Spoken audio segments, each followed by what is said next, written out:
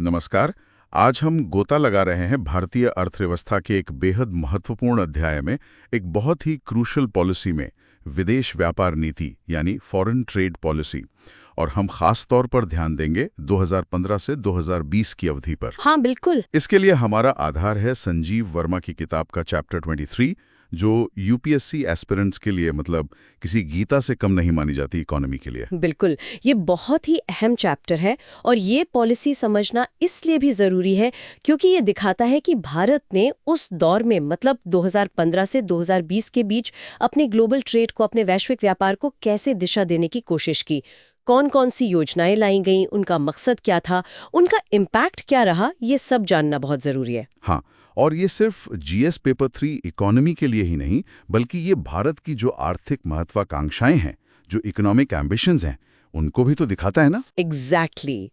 ये पॉलिसी सिर्फ आंकड़ों का खेल नहीं है, ये भारत की सोच दर्शाती है कि वो दुनिया के साथ व्यापार कैसे करना चाहता है, कहाँ अपनी जगह बनाना चाहता है। तो फिर तैयार हो जाइए, क्योंकि हम इस नीति के हर पहलू को मतलब बिल्कुल बारीकी से समझने वाले हैं। इसके उद्देश्य क्या थे, प्रमुख योजनाएं कौन सी थीं, जैसे वो MEIS और SEIS जिनका बहुत जिक्र होता है, निर्यातकों को क्या रियायतें मिली, और भारत के कौन से देश प्रमुख व्यापारिक साझेदार रहे या बन गए इस दौरान। हमारा लक्ष्य है एक तरह से पंक्ति दर पंक्ति विश्लेषण, लाइन बाय लाइन एनालिसिस जैसा, ताकि कोई शंका बाकी ना रहे, कोई कंफ्यूजन ना रहे। बिल्कुल। Let's unpack this properly. तो शुरुआत करते हैं सेक्शन 23.1 से, विदेश व्यापार नीति FTP 2015-2020। ये नीति आई 1 अप्रैल 2015 को। इसका सबसे बड़ा सपना क्या था, मतलब क्या हासिल करना चाहती थी सरकार इसके जरिए। कि भारत के निर्यात यानी एक्सपोर्ट्स को सब्सटेंशियली बढ़ाया जाए। दूसरा, निर्यात बढ़ेगा तो जाहिर है रोजगार के अवसर पैदा होंगे, तो एम्प्लॉयमेंट जनरेशन भी एक बड़ा मकसद था। हाँ एक्सपोर्ट्स और जॉब्स का तो सीधा कनेक्शन है। बिल्कुल। और तीसरा, ये नीति सरकार के जो उस वक्त के बड़े फ्लैगशिप कार्यक्रम थे, जैसे मेक इन इंडिया और डिजिटल इंडिया, उनको भी सहारा देना चाहती थी, उनको सपोर्ट करना चाहती थी। अच्छा, मतलब ये पॉलिसी उन बड़े इनिशिएटिव्स के साथ जुड़ी हुई थी। हाँ, सीधे तौर पर मेक इन इंडिया का मतलब ही था कि भारत में उत्पादन बढ़े, और बढ़ा हुआ उत्पादन अगर निर्यात होगा तो सोने पे सुहागा। और डिजिटल इंडिया से प्रोसेसेस को स्ट्रीमलाइन करना, पेपरवर्क कम करना, ट्रेड फैसिलिटेशन करना, ये सब जुड़ा था। लेकिन जो सबसे बड़ा, सबसे महत्वाकांक्षी लक्ष्य था वो था 2020 तक, यानी 5 साल में विश्व व्यापार में, ग्लोबल ट्रेड में भारत की हिस्सेदारी को दोगुना करना, डबल द शेयर। दोगुना? उस समय कितनी थी हमारी हिस्सेदारी? उस समय भारत का हिस्सा ग्लोबल ट्रेड में लगभग 3% के आसपास था। तो लक्ष्य था इसे बढ़ाकर 6% तक ले जाना 2020 तक। वाह, 3% से 6%, ये तो बहुत एम्बिशियस टारगेट था 5 साल के लिए। हाँ, एम्बिशियस तो था, और इसको हासिल करने के लिए एक मल्टी प्रॉन्ग्ड स्ट्रैटेजी, एक बहुआयामी रणनीति अपनाई गई। जैसे क्या-क्या कदम उठाने की बात थी इस रणनीति में? कई चीजें थीं। पहला, फोकस उन उत्पादों के निर्यात पर था जिनमें हाई वैल्यू एडिशन हो, मतलब सिर्फ कच्चा माल या बेसिक चीजें नहीं, बल्कि प्रोसेस्ड मैन्युफैक्चर्ड गुड्स जिनका मूल्य ज्यादा हो। वैल्यू एडिशन मतलब जैसे कपास की जगह कपड़ा या गारमेंट एक्सपोर्ट करना? बिल्कुल सही। या सिर्फ आयरन ऑर की जगह स्टील या इंजीनियरिंग गुड्स एक्सपोर्ट करना। इससे देश को ज्यादा फॉरेन एक्सचेंज मिलता है। दूसरा, व्यापार करने में आसानी बढ़ाना, यानी ईज ऑफ डूइंग बिजनेस।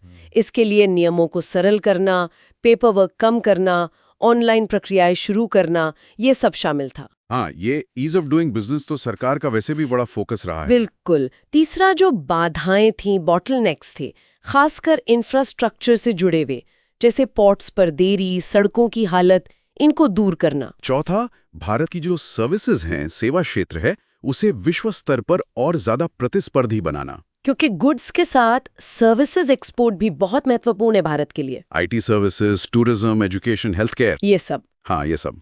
पांचवा था बाजार विविधीकरण, यानी मार्केट डाइवर्सिफिकेशन। मतलब सिर्फ कुछ परंपरागत बाजारों जैसे US या यूरोप पर निर्भर न रहकर नए बाजारों जैसे अफ्रीका, लैटिन अमेरिका, एशिया के दूसरे देशों में भी एक्सपोर्ट बढ़ाना। डाइवर्सिफाई करना मतलब रिस्क कम करना एक तरह से। एग्जैक्टली। और इसके साथ साथ आयात प्रतिस्थापन पर भी ध्यान था, जिसे इंपोर्ट सब्स्टिट्यूशन कहते हैं। यानी जो चीजें हम बाहर से मंगाते हैं कोशिश करना कि उन्हें देश में ही बनाया जाए। इससे क्या फायदा? इससे हमारा आयात बिल कम होता है, जिससे चालू खाता घाटा यानी करंट अकाउंट डेफिसिट CAD उसको काबू में रखने में मदद मिलती है। CAD का बढ़ना अर्थव्यवस्था के लिए अच्छा नहीं माना जाता। और एक और महत्वपूर्ण बात थी, देश में उत्पादकता बढ़ाकर प्रोडक्टिविटी इंप्रूवमेंट करके प्रतिस्पर्धी दरों पर कॉम्पिटिटिव रेट्स पर निर्यात योग्य अधिशेष कमाना। मतलब हम इतना एफिशिएंटली बनाएं कि हमारी लागत कम हो और हम दुनिया को कॉम्पिटिटिव प्राइस पर सामान बेच सकें और बेचने के लिए हमारे पास सरप्लस भी हो। तो मतलब उसे बनाना ही नहीं, एफिशिएंटली बनाना और सरप्लस बनाना ताकि एक्सपोर्ट कर सकें। बिल्कुल। काफी कॉम्प्रिहेंसिव सोच थी। हाँ, सोच तो काफी विस्तृत थी। लक्ष्य बड़े थे और उनको पाने के तरीके भी कहीं सोचे गए थे। चलिए अब आते हैं इस नीति की सबसे चर्चित, सबसे महत्वपूर्ण योजनाओं पर, जिनका जिक्र बार बार होता है। सबसे पहले लेते हैं MEIS, merchandise exports from India scheme. ये क्या भला है? सुनने में बड़ा भारी भरकम नाम लगता है। हाँ, भला नहीं है, बल्कि ये तो सरलीकरण की एक बड़ी कोशिश थी। MEIS कोई एकदम नई चीज नहीं थी, बल्कि इसने पहले से चल रही 5 अलग अलग योजनाओं को मर्ज कर दिया, उनको मिलाकर एक बना दिया। 5 योजनाओं को मिलाकर एक? तो कौन सी थी वो 5? हाँ, 5। उनके नाम थे focused product scheme FPS, market linked focused product scheme MLFPS, agri infrastructure incentive scrip, focus market scheme FMS और विशेष कृषि ग्राम उद्योग योजना VKGUY। बाप रे, इतने सारे नाम! हाँ, सोचिए, पहले निर्यातकों को इन अलग अलग योजनाओं के तहत फायदे लेने के लिए अलग अलग शर्तें पूरी करनी पड़ती होंगी, अलग अलग फॉर्म भरने पड़ते होंगे। कितना झंझट रहा होगा। हाँ बिल्कुल। तो इन सबको हटाकर एक MEIS ले आए। सिंप्लीफिकेशन। एग्जैक्टली। मकसद यही था कि प्रक्रिया सरल हो। अब MEIS का मुख्य उद्देश्य क्या था? इसका मकसद था कि भारत में बने माल के निर्यात में जो ढांचागत अक्षमताएं हैं, इंफ्रास्ट्रक्चरल इनएफिशिएंसीज हैं और उनसे जुड़ी जो लागतें हैं, एसोसिएटेड कॉस्ट्स हैं, उनकी भरपाई की जाए। ढांचागत अक्षमताएं जैसे मान लीजिए, भारत में अंदरूनी इलाकों से बंदरगाह तक माल लाने में सड़कें अच्छी नहीं हैं, या बिजली महंगी है, या पोर्ट पर क्लियरेंस में बहुत टाइम लगता है। इन सब वजहों से निर्यातक की लागत बढ़ जाती है, जिससे वो अंतर्राष्ट्रीय बाजार में महंगा हो जाता है। अच्छा, तो MEIS एक तरह से उस बढ़ी हुई लागत की भरपाई करने का तरीका था, कॉम्पेंसेशन जैसा। हाँ, आप कह सकते हैं, ये एक तरह का इंसेंटिव या रिवॉर्ड था, खासतौर पर उन उत्पादों और उन बाजारों के लिए जिनमें निर्यात की तीव्रता ज़्यादा हो, रोजगार पैदा करने की संभावना ज़्यादा हो, ताकि भारत की निर्यात प्रतिस्पर्धा बढ़ सके, एक्सपोर्ट कॉम्पिटिटिवनेस बेहतर हो। ठीक है, समझ गया। तो ये फायदा, ये इनाम मिलता कैसे था, किस आधार पर? ये इनाम मिलता था ड्यूटी क्रेडिट स्क्रिप्ट के रूप में। ये एक तरह का वाउचर समझिए, और इसकी गणना होती थी अपेंडिक्स 3B नाम के एक डॉक्यूमेंट में। अधिसूचित बाजारों, नोटिफाइड मार्केट्स को अधिसूचित वस्तुओं, नोटिफाइड गुड्स, जिनका ICTHS कोड, मतलब एक तरह का प्रोडक्ट कोड, दिया गया होता था, के निर्यात पर। कैलकुलेशन का आधार होता था या तो प्राप्त FOB मूल्य, रियलाइज्ड FOB वैल्यू, या फिर शिपिंग बिल में लिखा FOB मूल्य। इन दोनों में से जो भी कम हो। FOB मूल्य, ये क्या होता है? Free on board? हाँ, फ्री ऑन बोर्ड। इसका मतलब होता है कि निर्यातक की जिम्मेदारी माल को जहाज पर लोड करने तक की है। उस तक के सारे खर्चे, जैसे माल बनाना, फैक्ट्री से पोर्ट तक लाना, पोर्ट चार्जेस देना, कस्टम क्लियरेंस कराना और माल को शिप पर लोड करवा देना, ये सब कीमत FOB मूल्य में शामिल होती है। उसके बाद का खर्चा, जैसे जहाज का भाड़ा, बीमा, वो आयातक का होता है। अच्छा, तो जो FOB वैल्यू एक्सपोर्ट की है, उस पर एक तय परसेंटेज के हिसाब से स्क्रिप्ट मिलती थी। बिल्कुल। अलग अलग प्रोडक्ट्स और अलग अलग मार्केट्स के लिए ये परसेंटेज अलग अलग होता था, जो सरकार तय करती थी। और ये स्कीम, ये वाउचर निर्यातक इस्तेमाल कर सकता था अपनी इंपोर्ट ड्यूटी भरने के लिए या कुछ और सरकारी देनदारियां चुकाने के लिए। और ये ट्रांसफरेबल भी होती थी। ट्रांसफरेबल मतलब अगर निर्यातक को खुद इस्तेमाल नहीं करनी, तो वो इसे बाजार में किसी और इंपोर्टर को बेच सकता था, जिससे ड्यूटी भरनी हो।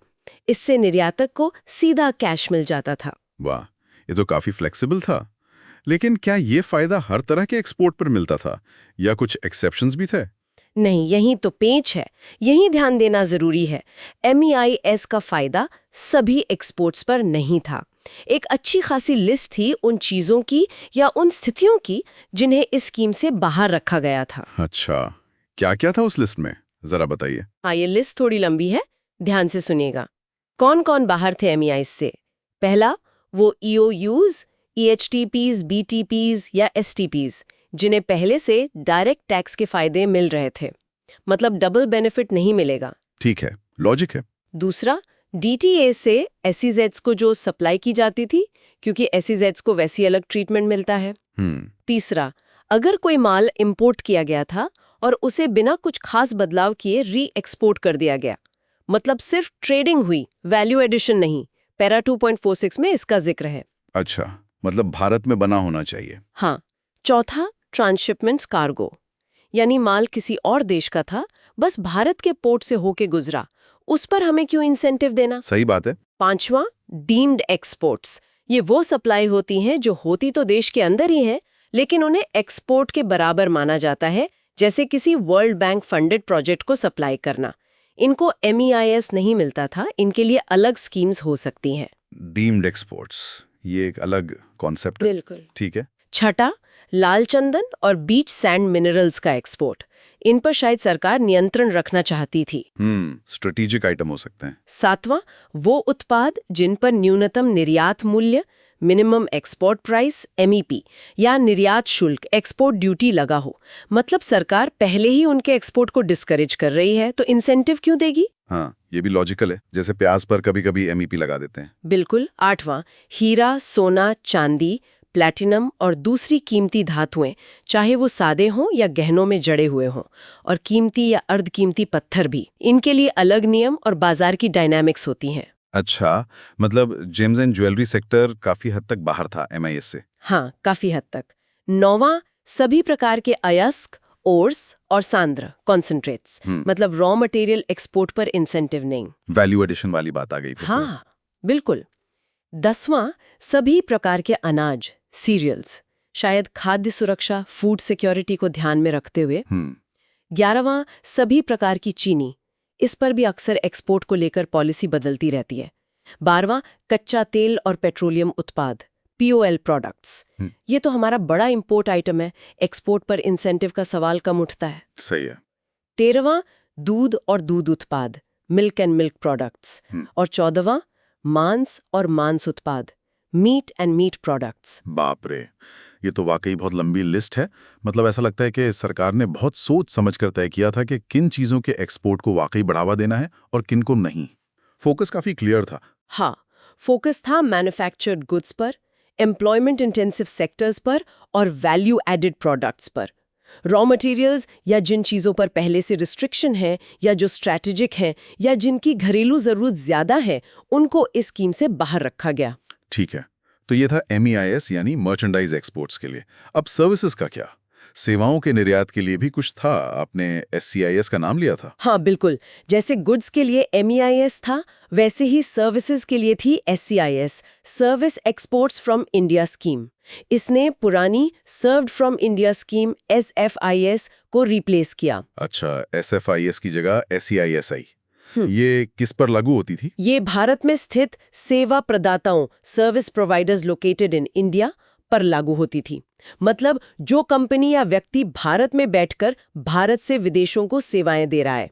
इसमें कंपनी का प्रकार क्या है, मतलब वो प्रोप्राइटरशिप है, पार्टनरशिप है या कंपनी है, इससे कोई फर्क नहीं पड़ता था, बस वो भारत में बेस्ड होना चाहिए। ठीक है, इसमें इनाम कैसे मिलता था? क्या इसमें भी FOB जैसा कुछ था? नहीं, सर्विसेज में FOB नहीं होता। इसमें इनाम का आधार था सेवाओं से कमाई गई शुद्ध विदेशी मुद्रा, यानी net foreign exchange earned. Net foreign exchange earned, net का क्या मतलब है यहाँ?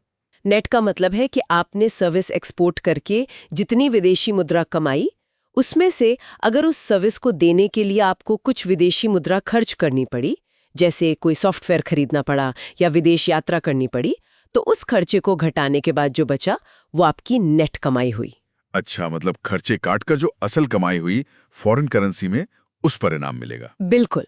और ये इनाम भी ड्यूटी क्रेडिट स्क्रिप्ट के रूप में ही मिलता था, MEIS की तरह, लेकिन SEIS वाली स्क्रिप्ट के बारे में खास बात ये थी कि इसे फ्रीली ट्रांसफरेबल बना दिया गया था। MEIS वाली नहीं थी क्या? MEIS वाली भी ट्रांसफरेबल थी, लेकिन SEIS में इसे और स्पष्ट कर दिया गया और ये स्क्रिप्ट सभी प्रकार के गुड्स और सर्विसेज पर GST चुकाने के लिए इस्तेमाल हो सकती थी। इस पर सेनवैट क्रेडिट या ड्यूटी ड्रॉबैक भी क्लेम किया जा सकता था अगर शर्तें पूरी हों। मतलब ये स्क्रिप्ट काफी काम की चीज थी एक्सपोर्टर के लिए, एक तरह से कैश जैसा ही हो गया। हाँ, काफी हद तक ये एक्सपोर्टर की लिक्विडिटी बढ़ाने में मदद करती थी। इसमें इनाम की दरें क्या थी? मतलब कितने % मिलता था नेट फॉरेन एक्सचेंज अर्निंग का? उस समय जब ये पॉलिसी आई थी तो 2 स्लैब थे, 3% और 5%। कुछ खास तरह की सेवाओं पर 5% मिलता था, बाकी पर 3%। 3% और 5%? हाँ, 3% और 5%। लेकिन ये दरें समीक्षा के अधीन थी, मतलब सरकार इन्हें समय समय पर बदल सकती थी। और एक और चीज, आजकल लोग क्रेडिट कार्ड से भी तो पेमेंट करते हैं इंटरनेशनली, क्या उससे कमाई गई विदेशी मुद्रा भी इसमें शामिल थी? हाँ, ये एक अच्छा पॉइंट है। इसमें वो विदेशी मुद्रा भी शामिल थी जो अंतर्राष्ट्रीय क्रेडिट कार्ड के माध्यम से कमाई गई हो, बशर्ते रिजर्व बैंक ऑफ इंडिया ने उसकी अनुमति दी हो। अच्छा, और क्या SEZ में जो सर्विस यूनिट्स हैं वो भी इसके लिए पात्र थी? MEIS तो सेज सप्लाई पर नहीं था। हाँ, ये एक अंतर था। SEZ में स्थित सर्विस प्रोवाइडर यूनिट्स भी SEIS के फायदे के लिए पात्र थीं। ये उनके लिए एक अच्छी बात थी। तो MEIS गुड्स के लिए, SEIS सर्विसेज के लिए, दोनों का मकसद एक्सपोर्ट कॉम्पिटिटिवनेस बढ़ाना, तरीका ड्यूटी क्रेडिट स्क्रिप्ट। ठीक है, ये दोनों क्लियर हो गए। अब आते हैं एक और बड़े नाम पर, EPCG, export promotion capital goods scheme. ये नाम तो बहुत सालों से सुन रहे हैं। हाँ, APCG स्कीम काफी पुरानी और बहुत महत्वपूर्ण स्कीम है। जैसा कि नाम से ही जाहिर है, एक्सपोर्ट प्रमोशन कैपिटल गुड्स। ये स्कीम कैपिटल गुड्स यानी मशीनरी, इक्विपमेंट वगैरह के आयात से जुड़ी है, जिनका इस्तेमाल एक्सपोर्ट होने वाले सामान को बनाने में किया जाना है। अच्छा, तो ये मशीनरी इंपोर्ट करने में मदद करती है, कैसे? ये निर्यातकों को, चाहे वो मैन्युफैक्चरर एक्सपोर्टर हो या मर्चेंट एक्सपोर्टर जो दूसरों से बनवा कर एक्सपोर्ट करते हैं, या सर्विस प्रोवाइडर हो, ये उनको कैपिटल गुड्स का आयात या तो शून्य आयात शुल्क, जीरो कस्टम्स ड्यूटी पर, या फिर बहुत ही रियायती दर कंसेशनल रेट पर करने की अनुमति देती है। जीरो ड्यूटी पर इंपोर्ट, ये तो बहुत बड़ा फायदा है। कोई भी मशीन मंगा सकते हैं। हाँ, लगभग कोई भी कैपिटल गुड्स जो प्रोडक्शन के लिए, प्री प्रोडक्शन या पोस्ट प्रोडक्शन के लिए जरूरी हो। लेकिन एक बहुत बड़ी शर्त है इसके साथ, फ्री में कुछ नहीं मिलता। शर्त? वो क्या? मैंने सोचा ही था कुछ तो होगा। शर्त है एक्सपोर्ट ऑब्लिगेशन, यानी निर्यात दायित्व। एक्सपोर्ट ऑब्लिगेशन मतलब ये कि आपने कैपिटल गुड्स के आयात पर जितनी ड्यूटी बचाई है, सरकार आपसे कहेगी कि आपको उस बचाई हुई ड्यूटी के बदले में एक निश्चित समय सीमा के अंदर उससे कई गुना ज्यादा मूल्य का एक्सपोर्ट करके दिखाना होगा। अच्छा, मतलब अगर आपने 1 करोड़ की ड्यूटी बचाई तो आपको शायद 6 करोड़ या 8 करोड़ का एक्सपोर्ट करना पड़ेगा कुछ सालों में। बिल्कुल सही समझें आप। आपको एक वादा करना होगा, एक ऑब्लिगेशन लेना होगा कि आप भविष्य में इतना एक्सपोर्ट करेंगे। अगर आप वो एक्सपोर्ट ऑब्लिगेशन पूरा नहीं कर पाते हैं, तो जो ड्यूटी आपने बचाई थी वो आपको ब्याज सहित सरकार को वापस चुकानी पड़ेगी। ओहो, तो ये सीरियस मामला है। वादा खिलाफी महंगी पड़ सकती है। हाँ, ये स्कीम का कोर प्रिंसिपल है। हम आपको सस्ती या ड्यूटी फ्री मशीनरी इसलिए दे रहे हैं ताकि आप उसका इस्तेमाल करके ज्यादा एक्सपोर्ट करें और देश के लिए ज्यादा फॉरेन एक्सचेंज कमाएं। Quid pro quo, give and take. समझ गया। इस 2015-20 की पॉलिसी में EPCG स्कीम में कोई खास बदलाव किया गया था? हाँ, कुछ महत्वपूर्ण बदलाव थे। एक बड़ा बदलाव ये था कि इस स्कीम के तहत अब anti dumping duty, countervailing duty, safeguard duty से छूट नहीं मिलेगी। सिर्फ बेसिक कस्टम्स ड्यूटी BCD से ही छूट मिलेगी। एंटी डंपिंग सेफगार्ड ड्यूटी, ये क्या होती है? संक्षेप में बता सकती हैं? जरूर। एंटी डंपिंग ड्यूटी तब लगाई जाती है जब कोई देश अपने यहाँ बने माल को दूसरे देश में लागत से भी कम कीमत पर बेचता है, डंप करता है, जिससे उस दूसरे देश के घरेलू उद्योग को नुकसान होता है। सेफगार्ड ड्यूटी तब लगाई जाती है जब किसी वस्तु का आयात अचानक बहुत ज्यादा बढ़ जाता है, जिससे घरेलू उद्योग को गंभीर चोट पहुंचती है। काउंटरवीलिंग ड्यूटी सब्सिडी वाले इंपोर्ट पर लगती है। अच्छा, तो इन ड्यूटी से छूट क्यों हटा दी गई EPCG में? इसका कारण बताया गया था देश में ही कैपिटल गुड्स बनाने वाली इंडस्ट्री को बढ़ावा देना। अगर इंपोर्टेड मशीनरी पे ये सब ड्यूटी लगेंगी तो हो सकता है निर्यातक भारत में बनी मशीनरी खरीदना पसंद करें। मेक इन इंडिया को सपोर्ट। ये भी मेक इन इंडिया से जुड़ गया। और कोई बदलाव ईपीसीजी में? हाँ, कुछ प्रक्रियात्मक सरलीकरण भी किए गए थे। ईज ऑफ डूइंग बिजनेस की तरफ एक और कदम। जैसे पहले अगर आप ईपीसीजी के तहत इंपोर्ट की गई मशीनरी के साथ कुछ स्पेयर पार्ट्स वगैरह भी लाते थे तो उनके इस्तेमाल का हिसाब रखने के लिए एक चार्टर्ड इंजीनियर से सर्टिफिकेट लेना पड़ता था। वो ज़रूरत खत्म कर दी गई। इससे एक्सपोर्टर्स का टाइम और पैसा बचता। अच्छा। और इस स्कीम से जुड़े रिकॉर्ड्स रखने की जो अवधि थी उसे भी 3 साल से घटा के 2 साल कर दिया गया। मतलब कम समय तक पुराने कागजात संभालने का झंझट। ये छोटे छोटे बदलाव मिलकर प्रोसेस को आसान बनाते हैं। हाँ, ब्यूरोक्रेसी कम करने की कोशिश। ठीक है, तो ईपीसीजी भी समझ आ गया। अब आगे बढ़ते हैं। ईओयू और एसटीपी स्कीम्स का भी जिक्र है। एक्सपोर्ट ओरिएंटेड यूनिट्स और सॉफ्टवेयर टेक्नोलॉजी पार्क्स, इनके लिए क्या था इस पॉलिसी में? हाँ, ईओयू एसटीपी स्कीम्स भी भारत के एक्सपोर्ट में, खासकर आईटीआईटीएस सेक्टर में बहुत महत्वपूर्ण रही हैं। 2015-20 की पॉलिसी में इनके लिए भी काम आसान करने पर फोकस था। कई रियायतें और सुविधाएं दी गई या क्लैरिफाई की गई। क्या क्या सुविधाएं थीं? कई थी, जैसे अलग अलग ईओयूज या एसटीपीज को आपस में इंफ्रास्ट्रक्चर शेयर करने की अनुमति दी गई। मान लीजिए 2 यूनिट्स पास पास है तो वो कैंटीन या पावर बैकअप या ट्रांसपोर्ट जैसी सुविधाएं शेयर कर सकते हैं। इससे लागत कम होती है, कॉस्ट सेविंग। अच्छा, रिसोर्स शेयरिंग, ये तो अच्छी बात है। दूसरा, एक ईओयू या एसटीपी यूनिट से दूसरी यूनिट में माल या सेवाओं का ट्रांसफर आसान किया गया। इससे वो आपस में एक दूसरे को सप्लाई कर सकते हैं, बल्क डिस्काउंट ले सकते हैं और सप्लाई चेन ज्यादा एफिशिएंट बन सकती है। Inter unit transfer. तीसरा, इन यूनिट्स को निर्यात बंदरगाह, एक्सपोर्ट पोर्ट या हवाई अड्डे के पास अपना वेयरहाउस बनाने की सुविधा दी गई।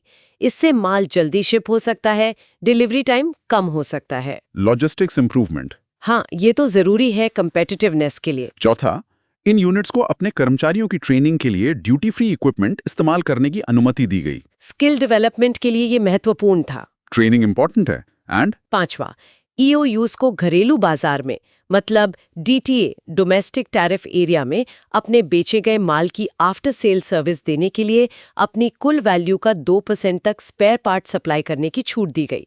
इससे कस्टमर सर्विस बेहतर होती है। हाँ, आफ्टर सेल सपोर्ट तो चाहिए। छठा, जो लेटर ऑफ परमिशन एलओपी मिलता है ईओयू एसटीपी यूनिट शुरू करने के लिए, उसकी वैधता अवधि वैलिडिटी पीरियड बदली गई। शुरुआत में ये 2 साल की गई ताकि प्रोजेक्ट जल्दी लागू हो, उनमें देरी ना हो, faster implementation. Time is money, बिल्कुल। और 7वां, अगर कोई यूनिट बंद करना चाहता है, मतलब ईओएसटीपी स्कीम से बाहर निकलना चाहता है, जिसे डी बॉन्डिंग या एग्जिट कहते हैं, तो उसकी प्रक्रिया को भी आसान बनाया गया। ताकि अगर कोई बिजनेस नहीं चल पा रहा है तो उससे निकलना आसान हो, उसमें ज्यादा समय और लागत न लगे। एग्जिट पॉलिसी, ये भी जरूरी है। तो कुल मिलाकर ईओएसटीपी के लिए भी फोकस सिंप्लीफिकेशन और ऑपरेशनल एफिशिएंसी बढ़ाने पर था। बिल्कुल, उद्देश्य यही था कि यूनिट्स बिना ज्यादा बाधाओं के अपना काम कर सके और एक्सपोर्ट पर ध्यान दे सके। तो ये थी एफटीपी 2015-20 की कुछ मुख्य बातें और योजनाएं। मीस, एसईआईएस, ईपीसीजी, ईओएसटीपी, कंसेशंस। अगर हम इस सेक्शन 23.1 का एक छोटा सा निष्कर्ष निकालें तो क्या कहेंगे? निष्कर्ष यही है कि ये नीति स्पष्ट रूप से सरलता, सिंप्लिसिटी, टेक्नोलॉजी के इस्तेमाल पर, जैसे ऑनलाइन प्रक्रियाएं और लेन देन की लागत, ट्रांजैक्शन कॉस्ट कम करने पर केंद्रित थी। कई पुरानी जटिल योजनाओं को एक करना, जैसे एमईआईएस, प्रक्रियाओं को सरल बनाना, जैसे ईपीसीजी, ईओयू एसटीपी में, ये सब सही दिशा में उठाए गए कदम थे।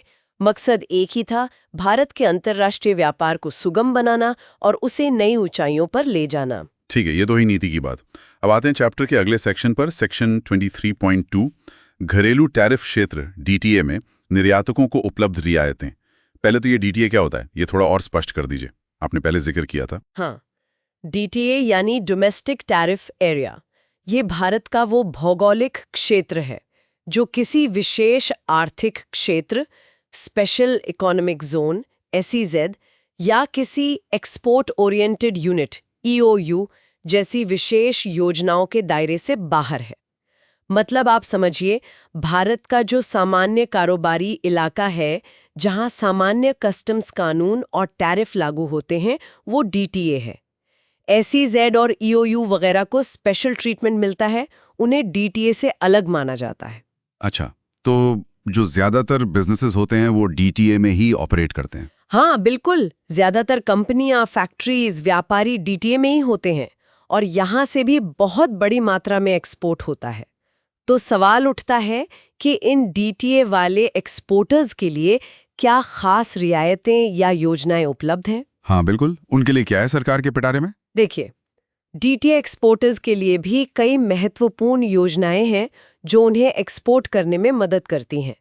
एफटीपी 2015-20 में भी इनका जिक्र था और ये काफी समय से चली आ रही हैं, कुछ बदलावों के साथ। कौन कौन सी हैं ये योजनाएं? सबसे पहली और शायद सबसे ज्यादा इस्तेमाल होने वाली स्कीम है एडवांस ऑथराइजेशन स्कीम, जिसे शॉर्ट में एएएस कहते हैं। एडवांस ऑथराइजेशन मतलब पहले से अनुमति, किस चीज की? ये स्कीम एक्सपोर्टर को इस बात की अनुमति देती है कि वो अपने एक्सपोर्ट होने वाले उत्पाद में लगने वाले कच्चे माल, इनपुट्स या कंज्यूमेबल्स को बिना कोई custom duty, basic custom duty, additional custom duty, education cess, anti dumping duty, safeguard duty, transition product specific safeguard duty वगैरह दे आयात कर सके। बिना ड्यूटी दिए इंपोर्ट, मतलब ड्यूटी फ्री इंपोर्ट। हाँ बिल्कुल, duty free import of inputs for export production. मकसद ये है कि एक्सपोर्टर को वर्किंग कैपिटल ब्लॉक ना करना पड़े ड्यूटी भरने में और उसके इनपुट की लागत कम हो, जिससे फाइनल प्रोडक्ट अंतर्राष्ट्रीय बाजार में सस्ता हो सके। लेकिन ये कैसे तय होता है कि किसी एक्सपोर्ट प्रोडक्ट को बनाने में कितना इनपुट लगेगा? कोई इसका अंदाजा लगा सकता है? अंदाजा नहीं, इसके लिए एक मानक तय किया जाता है। सरकार की एक संस्था है DGFT, directorate general of foreign trade. वो बहुत सारे प्रोडक्ट्स के लिए स्टैंडर्ड इनपुट आउटपुट नॉर्म्स यानी सायॉन तय करती है। सायॉन, स्टैंडर्ड इनपुट आउटपुट नॉर्म्स, ये क्या होता है? सायॉन एक तरह का फॉर्मूला या मानक है जो बताता है कि एक यूनिट एक्सपोर्ट प्रोडक्ट बनाने के लिए औसतन कितना और किस तरह का इनपुट, कच्चा माल, कंपोनेंट वगैरह लगेगा। ये काफी टेक्निकल होता है और इंडस्ट्री से सलाह लेकर तय किया जाता है। तो जब एक्सपोर्टर एडवांस ऑथराइजेशन के लिए अप्लाई करता है तो उसे सायॉन के हिसाब से ही इंपोर्ट करने की अनुमति मिलती है। अच्छा, और अगर किसी प्रोडक्ट के लिए सायॉन तय नहीं है तो एक्सपोर्टर सेल्फ डिक्लेरेशन के आधार पर या फिर DGFT की नॉर्म्स कमेटी से एड हॉक नॉर्म्स फिक्स करवा सकता है। प्रक्रिया थोड़ी लंबी हो सकती है। ठीक है, क्या इस स्कीम में कोई शर्त भी है, जैसे EPCG में एक्सपोर्ट ऑब्लिगेशन था? हाँ, इसमें भी एक शर्त है वैल्यू एडिशन की। वैल्यू एडिशन मतलब ये कि आपने जो इनपुट ड्यूटी फ्री इंपोर्ट किया है उसका इस्तेमाल करके जो फाइनल प्रोडक्ट आप एक्सपोर्ट कर रहे हैं उसकी कीमत FOB वैल्यू, इंपोर्टेड इनपुट की कीमत CIF वैल्यू, कॉस्ट, इंश्योरेंस और फ्रेट से कम 15% ज्यादा होनी चाहिए। दोहराता हूं, कम से कम 15% वैल्यू एडिशन। 15%? ये क्यों? ताकि ये सुनिश्चित हो सके कि देश में वाकई कुछ मैन्युफैक्चरिंग एक्टिविटी हो रही है, सिर्फ इंपोर्ट करके थोड़ा बहुत रीपैकिंग करके एक्सपोर्ट नहीं किया जा रहा। देश को वैल्यू एडिशन से ही असली फायदा होता है। हाँ, कुछ सेक्टर्स जैसे जेम्स एंड ज्वेलरी के लिए ये वैल्यू एडिशन की जरूरत ज्यादा हो सकती है। अच्छा, तो AS हो गया ड्यूटी फ्री इंपोर्ट के लिए SION के आधार पर और 15% वैल्यू एडिशन की शर्त के साथ। ठीक है, और कौन सी स्कीम है DT एक्सपोर्टर्स के लिए? एक और मिलती जुलती स्कीम है duty free import authorisation scheme, यानी DFIAS। DFIAS ये AAS से कैसे अलग है? ये भी ड्यूटी फ्री इंपोर्ट के लिए है? हाँ, ये भी ड्यूटी फ्री इंपोर्ट के लिए ही है, लेकिन इसमें कुछ अंतर है। पहला, AAS में मुख्य रूप से वो इनपुट कवर होते हैं जो फिजिकली एक्सपोर्ट प्रोडक्ट में इनकॉर्पोरेट होते हैं, मतलब उसका हिस्सा बनते हैं। DFIS में इनके अलावा कुछ और आइटम्स जैसे ईंधन, फ्यूल, तेल, ऑयल, उत्प्रेरक, कैटलिस्ट जो उत्पादन प्रक्रिया में कंज्यूम हो जाते हैं, वो भी ड्यूटी फ्री इंपोर्ट किए जा सकते हैं। अच्छा, मतलब DFIS का स्कोप थोड़ा ज्यादा वाइड है इनपुट्स के मामले में। हाँ, थोड़ा सा। और दूसरा बड़ा अंतर है वैल्यू एडिशन की शर्त में। DFIS के लिए न्यूनतम वैल्यू एडिशन 20% रखा गया है, याद रखें, DFIs के लिए 20% वैल्यू एडिशन, AS में 15% था, यहाँ 20% है। ज्यादा फ्लेक्सिबिलिटी इनपुट्स में तो ज्यादा वैल्यू एडिशन की उम्मीद लॉजिकल लगता है। क्या इसका आधार भी सियोन ही है? हाँ, DFIs भी सायोन पर ही आधारित है और इसमें जो ऑथराइजेशन मिलता है वो ट्रांसफरेबल होता है एक्सपोर्ट पूरा होने के बाद, जबकि AAS ऑथराइजेशन सामान्यतः ट्रांसफरेबल नहीं होता कुछ शर्तों को छोड़कर। ठीक है, तो AAS और DFIs दोनों ड्यूटी फ्री इंपोर्ट के लिए, पर थोड़े अलग फोकस और शर्तों के साथ। जी। अब मान लीजिए किसी एक्सपोर्टर ने ड्यूटी फ्री इंपोर्ट नहीं किया, नहीं, बल्कि उसने अपना कच्चा माल ये इंपोर्ट भारत के अंदर से ही खरीदा, लेकिन उस पर तो उसने एक्साइज ड्यूटी पहले होती थी, अब GST जी, या दूसरे टैक्स दिए होंगे, तो क्या उसका एक्सपोर्ट प्रोडक्ट महंगा नहीं हो जाएगा? बिल्कुल सही सवाल है आपका। और इसी समस्या का समाधान करने के लिए एक बहुत पुरानी और महत्वपूर्ण स्कीम है, duty drawback scheme. Duty drawback मतलब ड्यूटी वापस मिलना? रियायत नहीं होना चाहिए।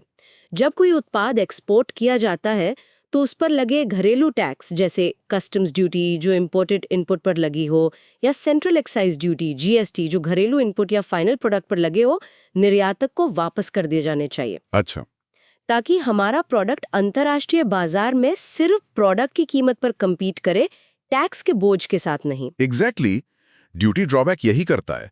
निर्यातक जब एक्सपोर्ट करता है तो उसे एक निश्चित दर, जिसे ऑल इंडस्ट्री रेट या ब्रांड रेट कहते हैं, से उसके एक्सपोर्ट के FOB वैल्यू के आधार पर ड्यूटी ड्रॉबैक मिल जाता है। ये सीधे उसके बैंक अकाउंट में आता है। ये तो बहुत जरूरी स्कीम लगती है एक्सपोर्टर्स के लिए। हाँ, ये बहुत पॉपुलर स्कीम है और एक्सपोर्ट कॉम्पिटिटिवनेस बनाए रखने में मदद करती है। ये सुनिश्चित करती है कि हमारे टैक्स हमारे एक्सपोर्ट को महंगा ना बनाए। ठीक है, तो AS DFIs हो गया इंपोर्टेड इनपुट पर ड्यूटी बचाने के लिए, और ड्यूटी ड्रॉबैक हो गया घरेलू टैक्स वापस पाने के लिए। और क्या है DTI एक्सपोर्टर्स के लिए? एक स्कीम जिसका हमने पहले भी जिक्र किया, EPCG, export promotion capital good scheme. ये सिर्फ SCZ या EOU के लिए नहीं है, ये DTA यूनिट्स के लिए भी उतनी ही महत्वपूर्ण है। हाँ, याद है, जीरो या कंसेशनल ड्यूटी पर कैपिटल गुड्स इंपोर्ट, बदले में एक्सपोर्ट ऑब्लिगेशन। बिल्कुल, DTA यूनिट्स भी इसका फायदा उठा सकती हैं। इसमें FTP 2015-20 के समय 2 तरह के ऑप्शन थे। पहला, कुछ चुनिंदा सेक्टर जैसे engineering, electronics, textiles, pharma, chemicals वगैरह के लिए आप जीरो ड्यूटी पर कैपिटल गुड्स आयात कर सकते थे। शर्त ये थी कि आपको 6 साल के अंदर बचाई गई ड्यूटी का 6 गुना एक्सपोर्ट करना होगा। याद रखें, जीरो ड्यूटी 6 गुना एक्सपोर्ट 6 साल में। जीरो ड्यूटी 6 गुना 6 साल, ठीक है। दूसरा, बाकी सभी सेक्टर्स के लिए आप कैपिटल गुड्स 3% की रियायती duty plus applicable CVDS act पर आयात कर सकते थे। यहाँ शर्त थी कि आपको 8 साल के अंदर बचाई गई ड्यूटी का 8 गुना एक्सपोर्ट करना होगा। याद रखें, 3% ड्यूटी 8 गुना एक्सपोर्ट 8 साल में। 3% ड्यूटी 8 गुना 8 साल। तो DTA यूनिट्स भी अपनी मशीनरी अपग्रेड करने के लिए स्कीम का इस्तेमाल कर सकती थी। हाँ बिल्कुल, प्रोवाइडेड कि वो एक्सपोर्ट ऑब्लिगेशन पूरा करने का दम रखती हों। सही है। और कोई स्कीम? एक और सुविधा है जो एक्सपोर्टर्स के लिए बहुत काम की है, वो है EEFC अकाउंट। EEFC? ये क्या है? EEFC? हाँ, EEFC का मतलब है exchange earners foreign currency account. Exchange earners foreign currency account मतलब विदेशी मुद्रा कमाने वालों का विदेशी मुद्रा खाता। हाँ बिल्कुल यही। ये एक ऐसी सुविधा है जिसके तहत निर्यातक, एक्सपोर्टर या कोई भी व्यक्ति या कंपनी जो विदेशी मुद्रा कमाती है, जैसे कोई फ्रीलांसर जिसे डॉलर में पेमेंट मिलती है, या कोई होटल जिसे विदेशी टूरिस्ट से फॉरेन करेंसी मिलती है, वो अपनी कमाई हुई विदेशी मुद्रा को भारत में ही किसी ऑथराइज्ड डीलर बैंक के पास फॉरेन करेंसी अकाउंट में रख सकती है। उसे तुरंत रुपए में कन्वर्ट कराने की जरूरत नहीं है। अच्छा, मतलब डॉलर कमाएं तो डॉलर में ही अकाउंट में रख सकते हैं। हाँ, डॉलर, यूरो, पाउंड, येन, किसी भी परमिटेड करेंसी में। इसकी सबसे बड़ी विशेषता यह है कि इस अकाउंट में रखे पैसे पर कोई ब्याज नहीं मिलता है। ब्याज नहीं मिलता? फिर फायदा क्या है? फायदे कई हैं। पहला, आप अपनी 100% फॉरेन एक्सचेंज कमाई इस अकाउंट में रख सकते हैं। दूसरा, इससे आपको विनिमय दर के उतार चढ़ाव, एक्सचेंज रेट फ्लक्चुएशन से बचाव मिलता है। मान लीजिए आपने आज डॉलर कमाए और आपको लगता है कि कल डॉलर का रेट बढ़ेगा, तो आप उसे EEFC अकाउंट में रख सकते हैं और जब रेट अच्छा हो तब उसे रुपए में बदलवा सकते हैं। या फिर अगर आपको भविष्य में कोई इंपोर्ट पेमेंट करनी है डॉलर में, तो आप इसी अकाउंट से सीधे पेमेंट कर सकते हैं। आपको रुपए को डॉलर में कन्वर्ट कराने की जरूरत नहीं पड़ेगी, जिससे कन्वर्जन कॉस्ट बच जाएगी। हाँ, ये तो हेजिंग जैसा हो गया एक तरह से। और फ्लेक्सिबिलिटी भी मिल गई। बिल्कुल। तीसरा, ये आपको निर्यात प्रमोशन से जुड़े खर्चे जैसे विदेश में मार्केटिंग, ट्रैवल, कमीशन देना विदेशी मुद्रा में ही करने की आजादी देता है। आपको बार बार आरबीआई से अनुमति लेने की जरूरत नहीं पड़ती, कुछ सीमाओं के तहत। आम आदमी तो अपनी फॉरेन करेंसी ऐसे नहीं रख सकता ना, उसे तो एक लिमिट के बाद रुपए में बदलना पड़ता है। हाँ, आम नागरिकों के लिए नियम अलग हैं। EEFC अकाउंट खास तौर पर एक्सपोर्टर्स और फॉरेन एक्सचेंज कमाने वालों के लिए ही है, ताकि उनके बिजनेस ऑपरेशंस आसान हो सकें। समझ गया।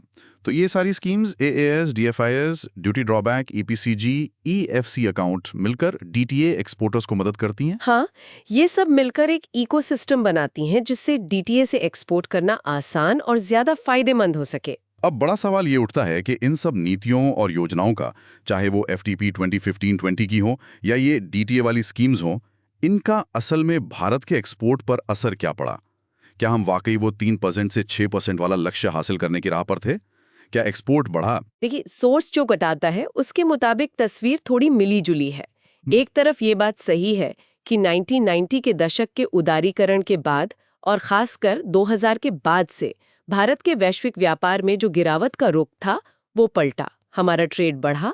लेकिन हाल के वर्षों में, मतलब 2015-20 के आसपास, एक ट्रेंड ये देखा गया कि भारतीय अर्थव्यवस्था की जो वृद्धि दर थी, GDP ग्रोथ रेट, वो हमारे व्यापार की वृद्धि दर ट्रेड ग्रोथ रेट से ज्यादा रही।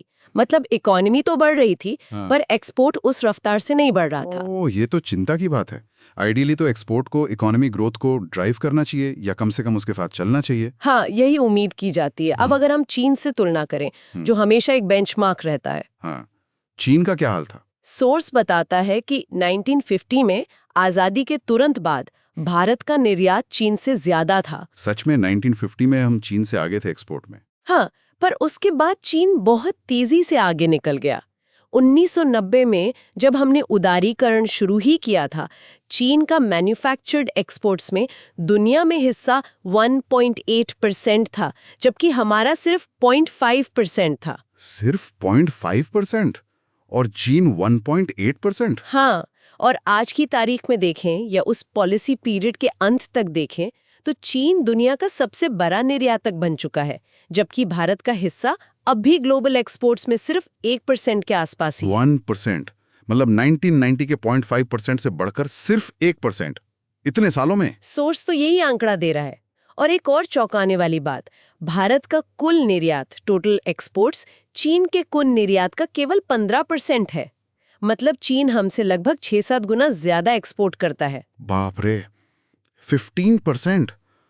ये फासला तो बहुत ही ज्यादा है। ये सुनकर थोड़ी निराशा होती है। हाँ, आंकड़े तो यही कहानी कहते हैं, फासला बहुत बड़ा है। हालांकि इसका मतलब ये नहीं कि भारत ने प्रगति नहीं की है। पिछले कुछ सालों में खासकर पॉलिसी लागू होने के बाद एक्सपोर्ट में वृद्धि हुई। बीच में वैश्विक मंदी, ग्लोबल फाइनेंशियल क्राइसिस के बाद का दौर का असर भी पड़ा था हमारे एक्सपोर्ट्स पर। लेकिन हाल के वर्षों में रुपए के अवमूल्यन से, मतलब रुपया जब डॉलर के मुकाबले कमजोर हुआ, तो उससे हमारे एक्सपोर्ट को कुछ मदद मिली, क्योंकि वो विदेशी खरीदारों के लिए सस्ते हो गए। हाँ, डिप्रिसिएशन से एक्सपोर्टर्स को फायदा होता है। और अमेरिका और यूरोप की अर्थव्यवस्थाओं में जब सुधार, रिकवरी दिखने लगा, तो वहां से भी डिमांड बढ़ने की उम्मीद जगी। तो माहौल पूरी तरह नकारात्मक नहीं था, लेकिन वो जो 2020 तक शेयर को दुगना करने का लक्ष्य था, वो बहुत चुनौतीपूर्ण लग रहा था। तो लक्ष्य एम्बिशियस था और रहा मुश्किल। अच्छा, एक और चीज, क्या हम आज भी वही पारंपरिक चीजें ज्यादा एक्सपोर्ट कर रहे हैं, जैसे चाय, मसाले, जूट, या हमारे एक्सपोर्ट बास्केट में कुछ बदलाव आया है? नहीं, यहाँ एक बहुत महत्वपूर्ण और सकारात्मक बदलाव आया है। भारत की निर्यात संरचना में काफी डाइवर्सिफिकेशन हुआ है। अच्छा, क्या बदलाव आया है? हम पारंपरिक और कृषि आधारित उत्पादों से हटकर मैन्युफैक्चर्ड गुड्स की तरफ काफी आगे बढ़े हैं। अब हमारे कुल निर्यात का 69% से ज्यादा हिस्सा मैन्युफैक्चर्ड गुड्स का है। दोहराता हूँ, 69% से ज्यादा। ये एक बड़ा शिफ्ट है। 69% से ज्यादा मैन्युफैक्चर्ड गुड्स, ये तो अच्छी खबर है। इसमें कौन कौन से प्रोडक्ट्स आते हैं? इसमें बहुत सारी चीजें। सबसे बड़े सेगमेंट हैं इंजीनियरिंग गुड्स जैसे machinery, auto parts, metal products, chemicals और संबंधित उत्पाद, पेट्रोलियम उत्पाद, POL, petroleum oil and lubricants. हाँ, हम क्रूड ऑयल इंपोर्ट करते हैं पर उसे रिफाइन करके वापस एक्सपोर्ट भी करते हैं काफी मात्रा में। हाँ, रिलायंस जैसी रिफाइनरीज का बड़ा योगदान है इसमें। बिल्कुल। फिर टेक्सटाइल्स और गारमेंट्स, लेदर और लेदर उत्पाद, हैंडीक्राफ्ट्स और जेम्स एंड ज्वेलरी। तो आप देख सकते हैं कि बास्केट काफी विविध हो गया है। ये दिखाता है कि भारत की मैन्युफैक्चरिंग कैपेबिलिटी बड़ी है। हाँ, ये वाकई एक पॉजिटिव डेवलपमेंट है। मतलब हम वैल्यू चेन में ऊपर जा रहे हैं। हाँ, कह सकते हैं, लेकिन अभी भी इसमें और सुधार की गुंजाइश है, खासकर हाईटेक मैन्युफैक्चरिंग में। ठीक है, तो हमने नीति देख ली, योजनाएं देख ली, असर देख लिया, एक्सपोर्ट का कॉम्पोजिशन देख लिया। अब आते हैं सेक्शन 23.3 पर, भारत के प्रमुख व्यापारिक भागीदार, इंडियाज मेजर ट्रेड पार्टनर्स। हम ये सब सामान इंजीनियरिंग गुड्स, केमिकल्स, टेक्सटाइल्स बेचते कहाँ हैं? Who are are major buyers? हमारे ग्राहक कौन है दुनिया में? देखिए, सोर्स में 2018 के आंकड़े दिए गए हैं। उस साल भारत ने लगभग 323.1 बिलियन अमेरिकी डॉलर का माल दुनिया भर में भेजा। फिर से सुनिए, यूएस डॉलर 323.1 बिलियन का एक्सपोर्ट 2018 में। 323 बिलियन डॉलर्स? ये पिछले सालों से ज्यादा था? 14 के मुकाबले 1.7% ज्यादा था और 2017 के मुकाबले 9.2% ज्यादा था। तो ग्रोथ दिख रही थी। अच्छा, और ये एक्सपोर्ट गया कहाँ? किस रीजन में सबसे ज्यादा? रीजन वाइज देखें तो लगभग आधा एक्सपोर्ट, करीब 50% एशियाई देशों को ही गया। में Asia is the biggest market. आधा एशिया को, उसके बाद लगभग 19% यूरोप को गया और करीब 18% उत्तरी अमेरिका, यूएस और कनाडा को गया। बाकी का बचा हुआ अफ्रीका, लैटिन अमेरिका, ओशिनिया वगैरह में गया। तो एशिया, यूरोप, नॉर्थ अमेरिका, ये 3 हमारे सबसे बड़े रीजनल मार्केट हैं। हाँ, बिल्कुल। और भारत करीब 200 से ज्यादा देशों को निर्यात करता है।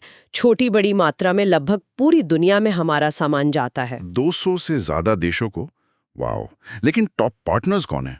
मतलब सबसे बड़े खरीदार देश? टॉप 5-6 पार्टनर्स देखें तो 2018 के डेटा के हिसाब से वो है यूएसए यानी अमेरिका, यूएई यानी संयुक्त अरब अमीरात, हांगकांग, सिंगापुर, चीन और यूके यानी United kingdom. USA, UAE, Hong Kong, Singapore, China, ये है हमारे टॉप एक्सपोर्ट डेस्टिनेशंस। हाँ, इन देशों में हमारा काफी एक्सपोर्ट जाता है। ठीक है, ये तो हुई एक्सपोर्ट की बात। अब इंपोर्ट का भी देख लेते हैं। हम खरीदते किससे हैं? मतलब इंपोर्ट्स कहाँ से आते हैं हमारे पास? इंपोर्ट्स के मामले में हम करीब 70 से ज्यादा देशों से माल खरीदते हैं। 70 से ज्यादा देशों से? हाँ, और हमारे टॉप स्रोत कौन है जहां से हम सबसे ज्यादा आयात करते हैं? इसमें नंबर 1 पर है चीन। चीन? हाँ, ये तो अपेक्षित था। चीन से हम बहुत कुछ मंगाते हैं। हाँ, चीन हमारा सबसे बड़ा इंपोर्ट पार्टनर है। उसके बाद आते हैं यूएसए, सऊदी अरब, यूएई, स्विट्जरलैंड, दक्षिण कोरिया और इंडोनेशिया। चीन, USA, Saudi Arabia, UAE, Switzerland, south Korea, Indonesia, ये हमारे टॉप इंपोर्ट सोर्स। सऊदी और यूएई से तो शायद तेल आता होगा ज्यादातर। हाँ, उनसे हमारा बड़ा इंपोर्ट बिल तेल का ही होता है। स्विट्जरलैंड से शायद सोना वगैरह आता हो। चीन से इलेक्ट्रॉनिक्स, मशीनरी, केमिकल्स, बहुत कुछ आता है।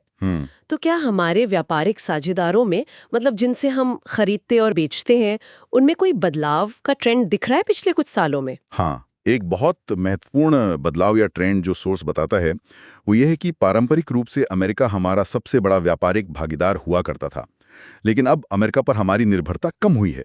अच्छा, तो अमेरिका की जगह किसने ली है? चीन और यूएई, संयुक्त अरब अमीरात, अब भारत के शीर्ष 2 व्यापारिक भागीदार बनकर उभरे हैं।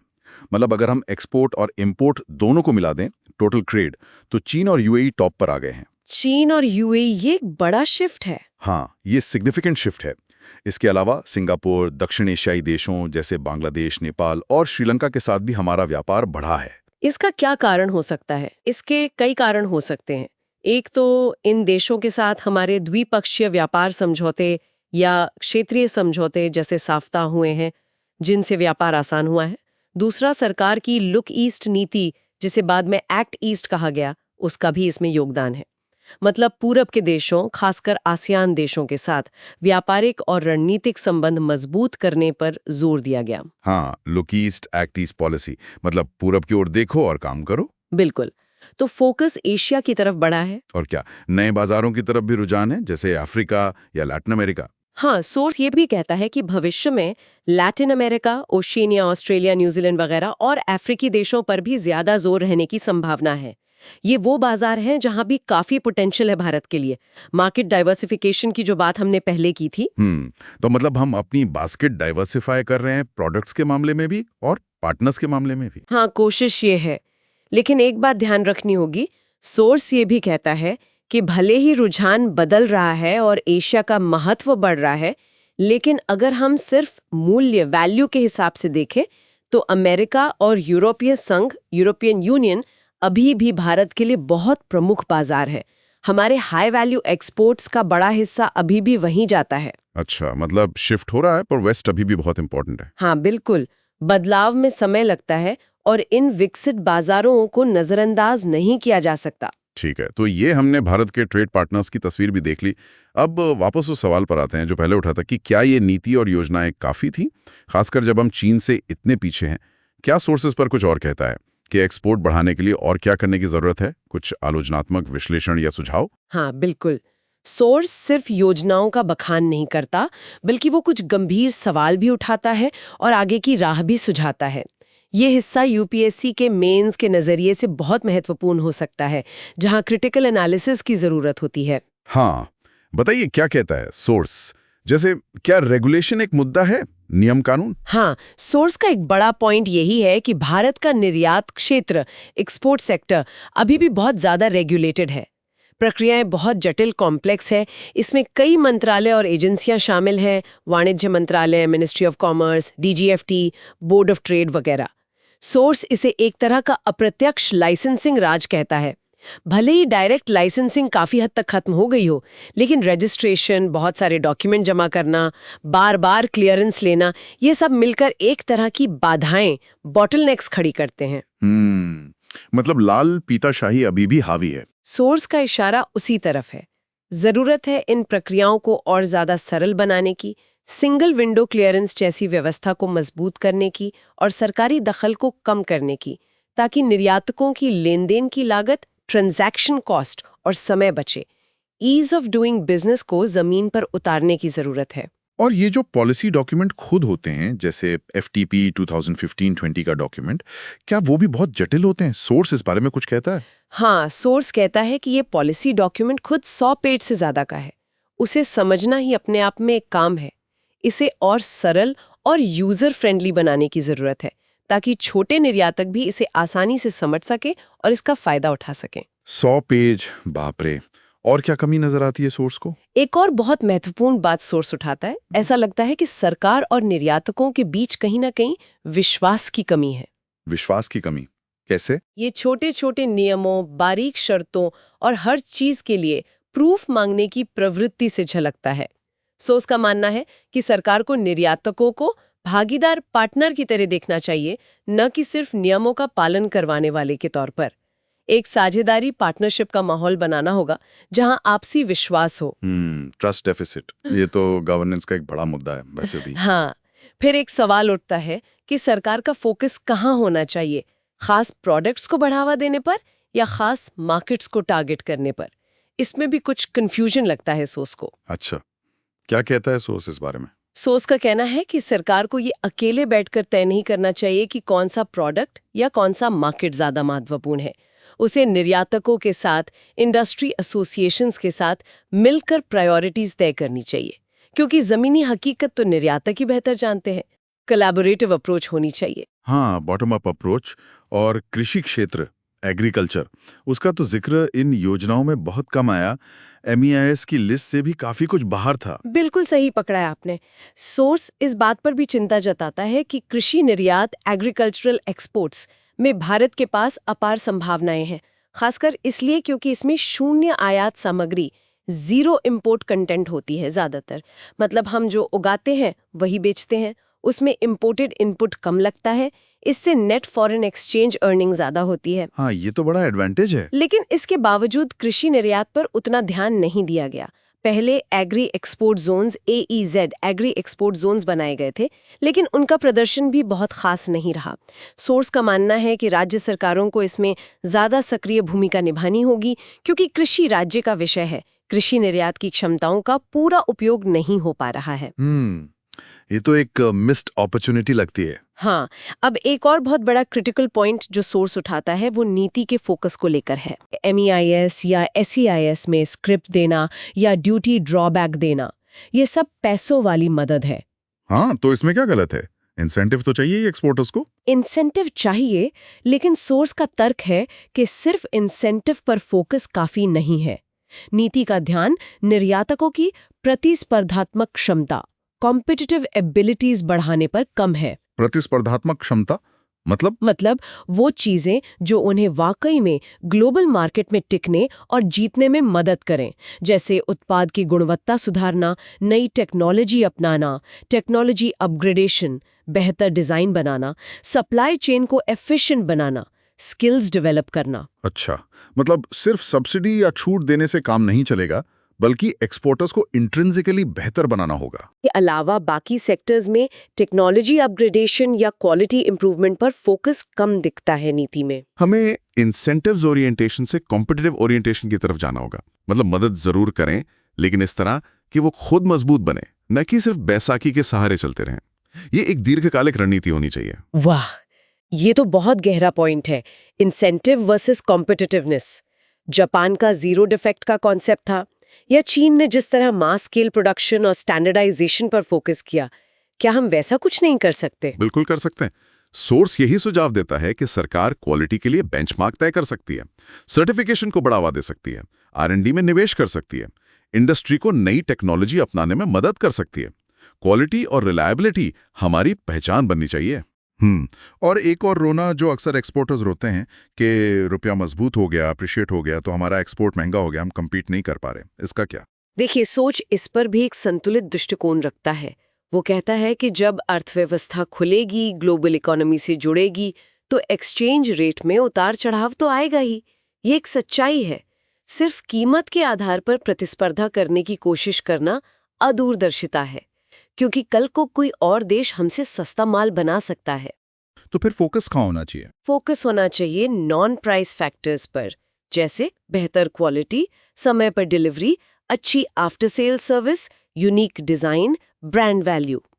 हमें वैल्यू चेन में ऊपर जाना होगा। हमें वो चीजें बनानी होंगी जो सिर्फ सस्ती ना हो बल्कि अच्छी भी हो, जिनकी डिमांड हो। साथ ही एक्सचेंज रेट रिस्क को मैनेज करने के लिए एक्सपोर्टर्स को बेहतर तरीके जैसे हेजिंग अपनाने चाहिए और सरकार को इसमें उनकी मदद करनी चाहिए। लेकिन सिर्फ रुपए को कमजोर रखकर एक्सपोर्ट बढ़ाने की नीति लंबे समय में टिकाऊ नहीं है। ठीक है, मतलब क्वालिटी और वैल्यू एडिशन पर ही लौटना होगा। अच्छा, सोर्स दूतावासों के रोल के बारे में भी कुछ कहता है। वो क्या कर सकते हैं? उनका काम तो डिप्लोमेसी है। सोर्स का मानना है कि दूतावासों का रोल सिर्फ राजनयिक काम तक सीमित क्यों रहे?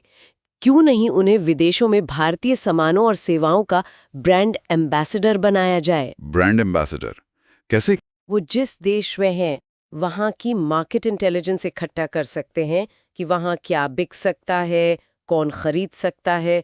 वो वहाँ के आयातों को इंपोर्टर्स और भारत के निर्यातकों को एक्सपोर्टर्स के बीच मीटिंग्स करवा सकते हैं, ट्रेड फेयर्स में मदद कर सकते हैं, भारतीय कंपनियों की ब्रांडिंग कर सकते हैं।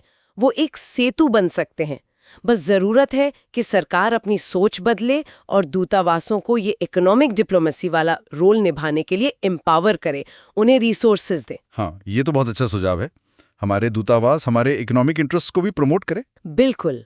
और सबसे आखिर में एक बहुत ही पावरफुल सजेशन सोर्स देता है ब्रांड इंडिया का। ब्रांड इंडिया जैसे टूरिज्म के लिए इनक्रेडिबल इंडिया है, हाँ, वैसा ही एक्सपोर्ट के लिए कि कोई एक मजबूत पॉजिटिव इमेज अभी नहीं बन पाई है।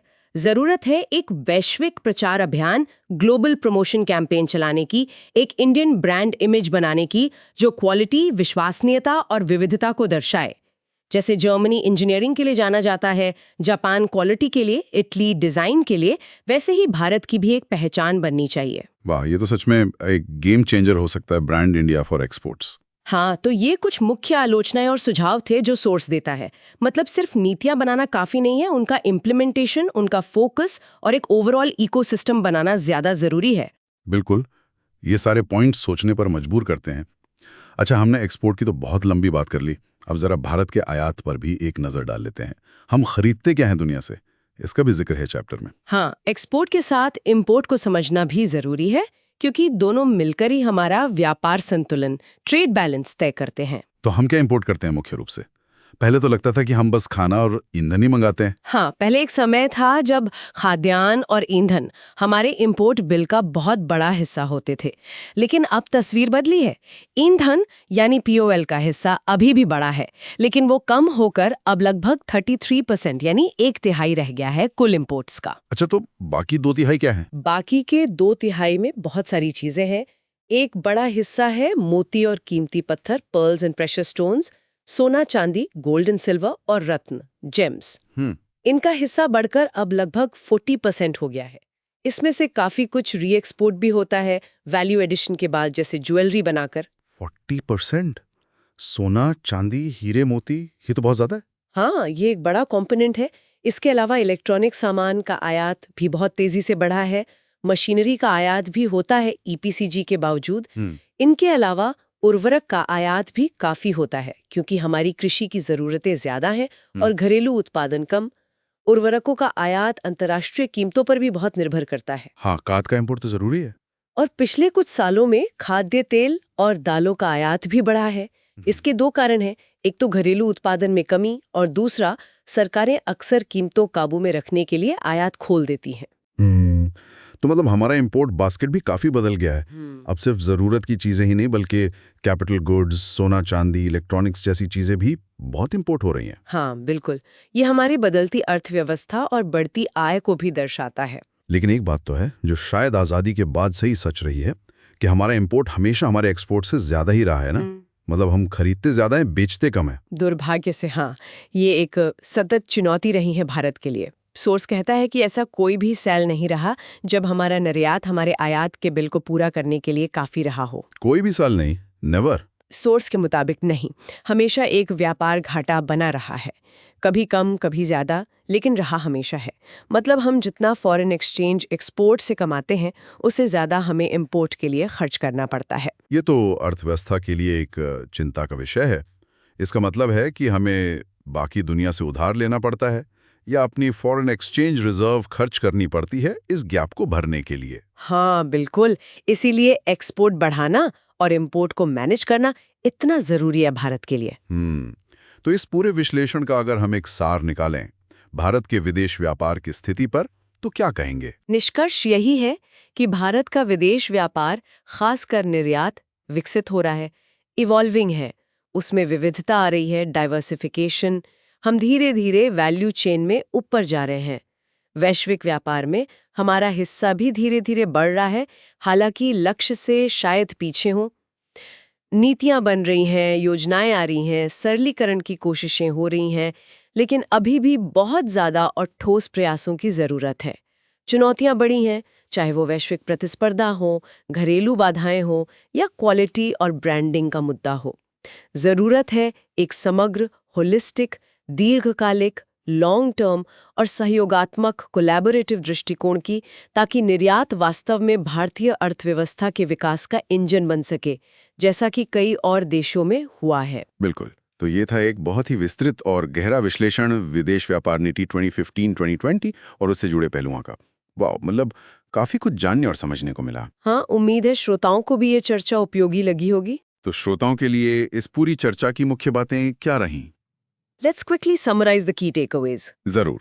तो मुख्य निष्कर्ष या की टेकअवेज ये हैं। पहला, FTP 2015-20 का बड़ा लक्ष्य था 2020 तक भारत का विश्व व्यापार में हिस्सा दुगना, 3% से 6% करना, निर्यात और रोजगार बढ़ाना और make in India, digital India को सपोर्ट करना। हाँ, लक्ष्य बड़ा था। दूसरा, इसके लिए प्रमुख योजनाएं लाई गई, जैसे MEIS merchandise exports from India scheme और SEIS service exports from India scheme.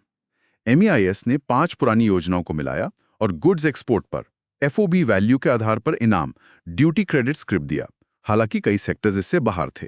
MEIS goods के लिए 5 का संगम, FOB पर इनाम, बहुत सारे एक्सक्लूजन्स। तीसरा, SEIS सेवा प्रदाताओं सर्विस प्रोवाइडर्स के लिए थी। उन्हें नेट फॉरेन एक्सचेंज कमाई पर इनाम, ड्यूटी क्रेडिट स्क्रिप मिलता था जो फ्रीली ट्रांसफरेबल था। SEZ यूनिट्स भी पात्र थीं। SEIS सर्विसेज के लिए नेट फॉरेन एक्सचेंज पर इनाम, ट्रांसफरेबल स्क्रिप। चौथा, EPCG स्कीम के तहत निर्यातकों को एक्सपोर्ट ऑब्लिगेशन निर्यात दायित्व पूरा करने की शर्त पर रियायती या शून्य ड्यूटी पर कैपिटल गुड्स मशीनरी आयात करने की सुविधा मिली। इसमें एंटी डंपिंग आदि ड्यूटी से छूट हटा दी गई। EPCG कैपिटल गुड्स इंपोर्ट, बदले में एक्सपोर्ट ऑब्लिगेशन। पांचवां, EOUSTP यूनिट्स के लिए भी प्रक्रियाएं सरल की गईं, जैसे infrastructure sharing, inter unit transfer, warehousing की सुविधा, LOP वैलिडिटी, एग्जिट पॉलिसी वगैरह। EOUSTP सरलीकरण पर फोकस। छठा, DTA डोमेस्टिक टैरिफ एरिया के निर्यातकों के लिए भी कई रियायतें उपलब्ध हैं, जैसे AAS advanced authorisation scheme, duty free कच्चा माल इंपोर्ट, 15% वैल्यू एडिशन शर्त, DFIAS duty free import authorisation, कुछ और इनपुट भी ड्यूटी फ्री, 20% वैल्यू एडिशन शर्त, ड्यूटी ड्रॉबैक, घरेलू टैक्स की वापसी, EPCG DTA के लिए भी, और EEFC अकाउंट फॉरेन करेंसी रखने की सुविधा। DTA रियायतें, AAS, DFIS, duty drawback, EPCG, EEFC बहुत जरूरी हैं ये। सातवां, भारत के व्यापारिक साझेदारों में बदलाव आया है। एशिया, खासकर चीन, UAE, सिंगापुर, आसियान का महत्व बढ़ा है। अमेरिका, यूरोप पर निर्भरता कम हुई है, हालांकि वो अभी भी मूल्य में बड़े बाजार हैं। लुक ईस्ट, एक्ट ईस्ट नीति का प्रभाव दिखा है। Trade partners shift towards Asia, पर वेस्ट अभी भी इंपॉर्टेंट। आठवां, सोर्स कुछ गंभीर चुनौतियां और सुझाव भी देता है, जैसे नियम और प्रक्रियाएं अभी भी जटिल हैं, सरलीकरण की जरूरत है, सरकार और निर्यातकों के बीच विश्वास की कमी है, नीति का फोकस सिर्फ मौद्रिक प्रोत्साहन पर न होकर प्रतिस्पर्धात्मक क्षमता, क्वालिटी, टेक्नोलॉजी और ब्रांडिंग बढ़ाने पर होना चाहिए। कृषि निर्यात की क्षमता का उपयोग हो, दूतावासों की भूमिका बढ़े और एक मजबूत ब्रांड इंडिया बनाया जाए। चुनौतियां और आगे की राह, सरलीकरण, विश्वास, कंपैरेटिवनेस, कृषि, ब्रांड इंडिया। नौवां, भारत का आयात बास्केट भी बदला है। POL का हिस्सा कम हुआ, सोना, चांदी, रत्न, इलेक्ट्रॉनिक्स का बढ़ा है, उर्वरक, खाद्य तेल, दालों का आयात भी बढ़ा है। और 10वां, एक सतत वास्तविकता ये है कि भारत का व्यापार घाटा, ट्रेड डेफिसिट लगातार बना हुआ है। हमारा आयात हमारे निर्यात से ज्यादा है। लगातार व्यापार घटा एक बड़ी चुनौती। वाह, ये तो वाकई में एक कॉम्प्रहेंसिव समरी हो गई। हाँ, कोशिश की है कि सारे अहम बिंदु कवर हो जाएं। तो ये थी हमारी आज की बहुत ही विस्तृत, बहुत ही गहन चर्चा विदेश व्यापार नीति 2015-2020 पर। उम्मीद है आपको हर पहलू, हर बारीकी स्पष्ट हो गई होगी। मेरा सुझाव है कि इसे कम से कम एक बार और जरूर सुने, शायद थोड़ी स्पीड बढ़ाकर, ताकि ये सारी कॉन्सेप्ट्स, ये सारी स्कीम्स, ये आंकड़े आपके दिमाग में अच्छी तरह बैठ जाएं। UPSC GS3 इकोनॉमी के लिए ये बुनियादी समझ बहुत ज्यादा जरूरी है। ये आपको न सिर्फ परीक्षा में उत्तर लिखने में मदद करेगी, बल्कि भारत की आर्थिक दिशा, उसकी चुनौतियों और संभावनाओं को समझने में भी बहुत सहायक होगी। और हाँ, जैसा कि हम हमेशा कहते हैं, ये सिर्फ परीक्षा के लिए नहीं है। एक जागरूक नागरिक के तौर पर भी ये जानना जरूरी है कि हमारा देश दुनिया के साथ कैसे व्यापार करता है, हमारी ताकत क्या है, हमारी कमजोरियां क्या हैं। तो अगर आपको ये गहरी चर्चा, ये डीप डाइव पसंद आया, तो प्लीज़ इसे लाइक करें, अपने उन दोस्तों के साथ शेयर करें जो UPSC या किसी और कॉम्पिटिटिव एग्जाम की तैयारी कर रहे हैं, और अपने विचार, अपने सवाल या कोई और पॉइंट जो आप ऐड करना चाहें, वो नीचे कमेंट सेक्शन में ज़रूर बताएं। हमें आपके फीडबैक का इंतजार रहेगा। आपका एंगेजमेंट हमें और बेहतर करने के लिए मोटिवेट करता है। और सबसे ज़रूरी बात, अगर आपने अभी तक नहीं किया है तो हमारे YouTube चैनल सुन लो UPSC को ज़रूर सब्सक्राइब करें और वो बेल आइकन भी दबा दें। वहाँ आपको संजीव वर्मा सीरीज़ के बाकी चैप्टर्स और ऐसे ही दूसरे इंपॉर्टेंट टॉपिक्स पर डिटेल्ड एनालिसिस मिलते रहेंगे। बिल्कुल। आज के लिए बस इतना ही। अब जाते जाते आपके सोचने के लिए एक सवाल छोड़ जाते हैं। हमने 2015-20 की नीति की बात की, लेकिन दुनिया तब से बहुत बदल गई है। प्रोटेक्शनिज्म बढ़ा है, सप्लाई चेन्स डिस्टरप्ट हुई हैं, जियोपॉलिटिक्स हावी है। इन नई वैश्विक चुनौतियों के लिए भारत की व्यापार रणनीति को कैसे और विकसित होना चाहिए? क्या बदलाव लाने की जरूरत है अब? बहुत मौजूद सवाल है, ज़रूर सोचिएगा इस पर। अगली बार फिर मिलेंगे एक नए टॉपिक के ऐसे ही गहन विश्लेषण के साथ। तब तक के लिए पढ़ते रहिए, सोचते रहिए। धन्यवाद। धन्यवाद।